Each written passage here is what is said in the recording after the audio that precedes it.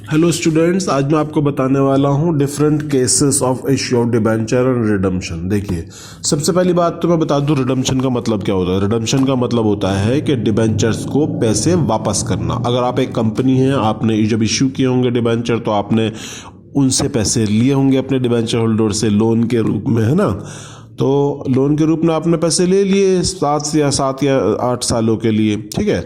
उसके बाद 7-8 साल के बाद जब आपको पैसे उनको वापस करने का नंबर आएगा, that would be redemption of debenture.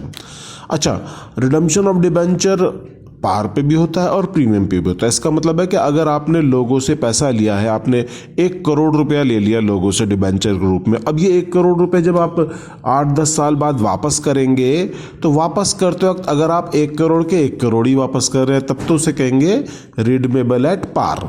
लेकिन अगर आप 1 करोड़ के बदले उन्हें 1 करोड़ 20 लाख रुपया दे रहे हैं तो ये होगा रिडम्पशन ऑन प्रीमियम, यानी प्रीमियम ऑन रिडम्पशन, ठीक है। यानी कि आपने ज्यादा पढ़ दिया। अब जब ज्यादा पे देते हैं, आप 1 करोड़ की जगह आप 1 करोड़ 20 लाख दे रहे हैं तो 20 लाख आपका क्या है, नुकसान है ना। तो इसलिए हम इसको प्रीमियम ऑन रिडम्पशन के साथ साथ loss on issue of debenture भी बोलते हैं। आगे आइए मैंने यहाँ कुछ केसेस लिए हैं। डिबेंचर पहले मैं 100 का इशू करूंगा और रिडम्पशन भी 100 पे करूंगा, फिर डिबेंचर इशू करूंगा डिस्काउंट पर और रिडम्पशन 100 पर, और डिबेंचर इशू करूंगा प्रीमियम पर लेकिन रिडम्पशन 100 पर ही करूंगा। 3 केसेस में रिडम्पशन 100 पे ही होगा, बस पार, डिस्काउंट और प्रीमियम करके दिखाऊंगा जो आपको आता है। दूसरा, रिडम्पशन को फिर से मैं पार पे इशू करूंगा लेकिन रिडम्पशन करूंगा प्रीमियम पे, फिर मैं इशू करूंगा डिस्काउंट पर और रिडम्पशन में प्रीमियम पर ही करूंगा, फिर मैं इश्यू करूंगा प्रीमियम पर, रिडम्पशन में प्रीमियम पर ही करूंगा। तीनों कैसे, देखिए यही तीनों मैं रिपीट करूंगा लेकिन रिडम्पशन एट प्रीमियम पर, ठीक है। चलिए, यहां मैंने लिया है 1000 डिबेंचर लिए हैं, 100 रुपए का एक है तो पार वैल्यू 100 का 100 हुई। डिस्काउंट मैंने 10% यानी 10 रुपया लिया है। सिक्योरिटी प्रीमियम रिजर्व मैंने 20 रुपया लिया है हर शेयर पर, हर डिबेंचर पर, और प्रीमियम रिडम्पशन लिया है मैंने 15 रुपया। अलग अलग लिए जिससे आपको पता चले।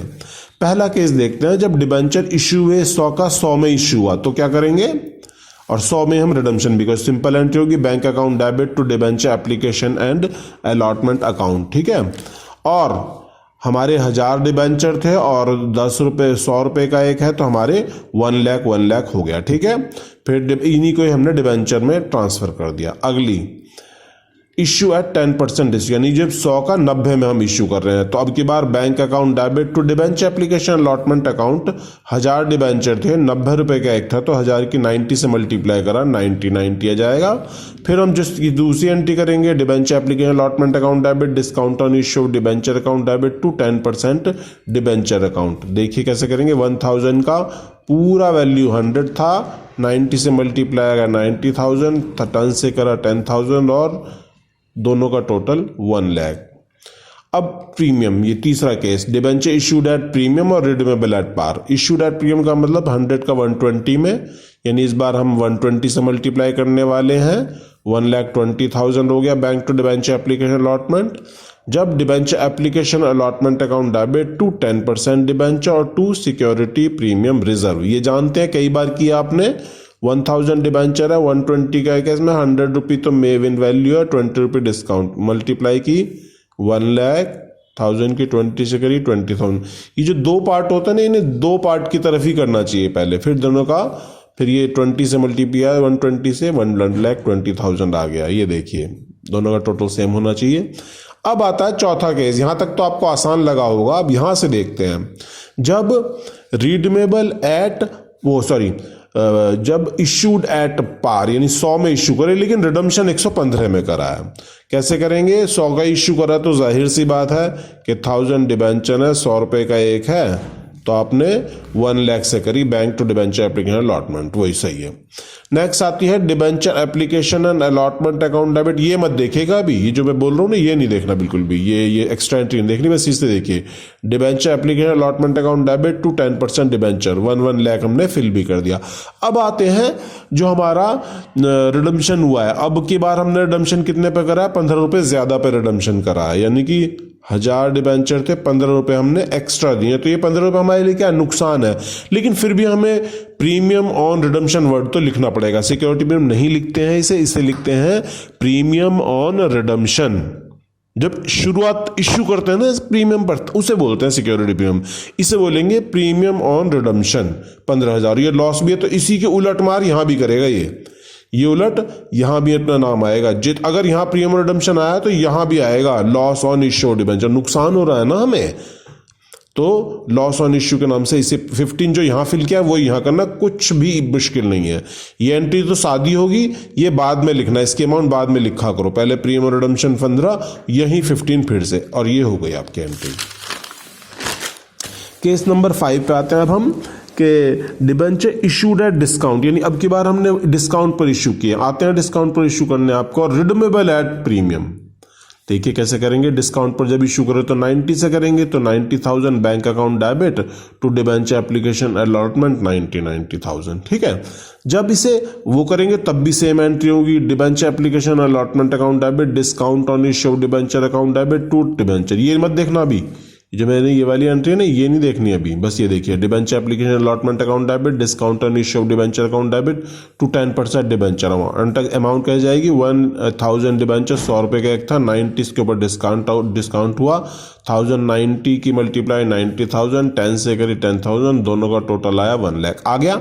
अब उसके बाद करेंगे प्रीमियम रिडम्पशन 15,000 यहाँ, और यही 15 यहाँ भी आएगा, किस नाम से, लॉस ऑन इश्यू डिबेंचर। इसे किसी के अंदर ऐड नहीं करते, यहाँ भी सेपरेट और वहाँ भी सेपरेट। नेक्स्ट आइए, इश्यू एट प्रीमियम और रिडमेबल एट प्रीमियम। अब क्या, प्रीमियम पर इश्यू, प्रीमियम पर रिडम्पशन। देखिए जब प्रीमियम पे इश्यू होता है तो सीधी सी बात है कि 120 से मल्टीप्लाई करेंगे 1,20,000 जैसे पहले किया था। अब ये नहीं देखना है आपको, ये दोनों नहीं देखने हैं, लॉस वाले और प्रीमियम वाले, बस ये देखिए debenture application allotment account debit to 10% debenture to security premium. कैसे, 1000 के 100 और 20, 100 से यहाँ आया, 20 से मल्टीप्लाई करके 20,000 यहाँ आया, दोनों का टोटल यहाँ आया। सही है, अब फिल करेंगे टू प्रीमियम और रिडम्पशन अकाउंट 15, और इसी को ही यहाँ भी लिखेंगे लॉस ऑन इश्यू डिबेंचर 15। कोई दिक्कत, बिल्कुल ऐसे ही सही करना। एक क्वेश्चन देख लीजिए, 8 लाख 10% 8,000 यानी 1 लाख 10% डिबेंचर, यानी कि 8 लाख को मैंने 100 से डिवाइड करा, 8,000 10% debenture of 100 each issued at 20% discount and redeemable eight 15% premium.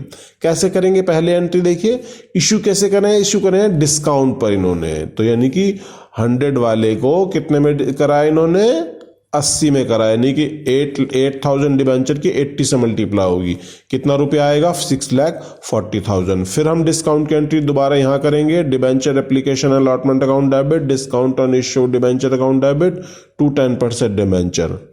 8,000 की 8 से करी 640, 20 से करी डिस्काउंट आ गया, दोनों को ऐड किया 8 लाख आ गया।